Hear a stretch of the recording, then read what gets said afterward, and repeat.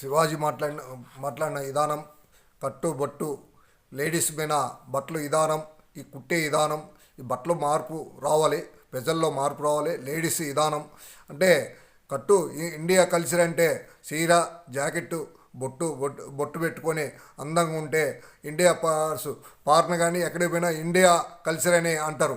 దాన్ని ఒక శివాజీ మాట్లాడటంలో తప్పులేదు, దాంట్లో చాలామంది సమర్థిస్తుండ్రు.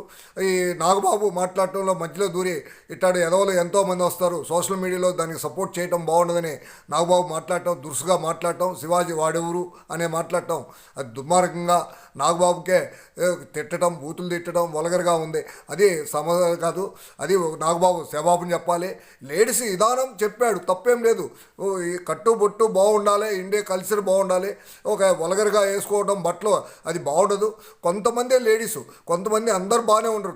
80% ఒక 20% ఇట్లా ఉండబట్టే యువత కానీ విధానం కానీ మార్పు రావాలి. ఇది సమాజం మంచిది కాదు.